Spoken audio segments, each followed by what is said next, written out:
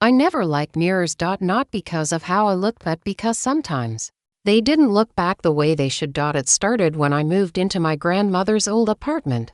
The place was quiet, almost too quiet, like the walls were holding their breath. Most of her belongings were gone, but one thing remained in the bedroom: a tall, antique mirror with a dark wooden frame. My mother told me not to throw it away.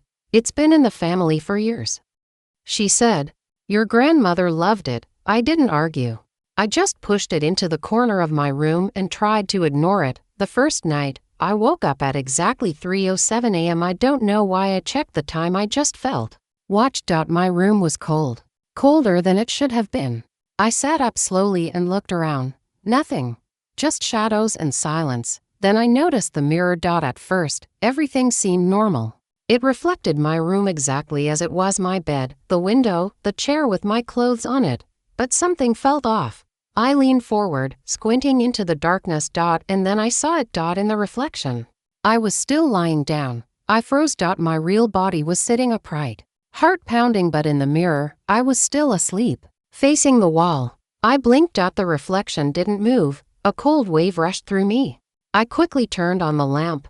The light flooded the room and everything snapped back to normal. The mirror showed me sitting there, wide-eyed and shaking. I told myself it was just a dream, but the next night, it happened again.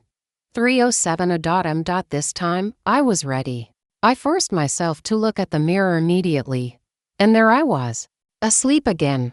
But slowly, very slowly, the reflection of me began to turn its head. Not my real body, the one in the mirror. It turned, inch by inch, until its eyes locked onto mine. And then, it smiled. I don't smile like that. The lips stretched too wide. The eyes didn't blink. It was wrong, completely wrong. I screamed and threw a pillow at the mirror. The glass didn't break, but the reflection snapped back to normal instantly. The next day, I covered the mirror with a blanket. I didn't want to see it again. I thought that would be enough. It wasn't. That night, I woke up again.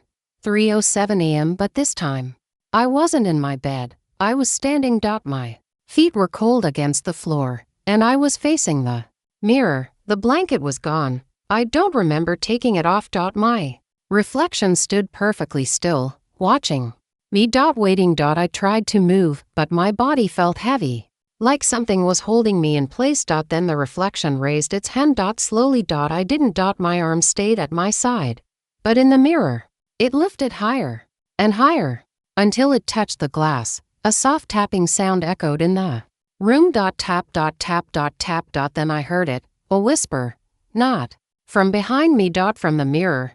Let me out. My heart nearly stopped. The reflection leaned closer to the glass, its smile widening. Please, it said again, its voice sounding like mine but deeper, broken. You've been out long enough. I shook my head, trying to step back, but my body wouldn't move. Then the reflection's hand pushed against the glass, and the surface rippled. Like water. I felt something grab my wrist. Cold, tight. I looked down and saw another hand coming out of the mirror. I screamed, pulling back with all my strength. Suddenly, my body released, and I fell to the floor. The mirror went still again. Normal. Silent. The next morning, I packed my things. I didn't care what my mother said.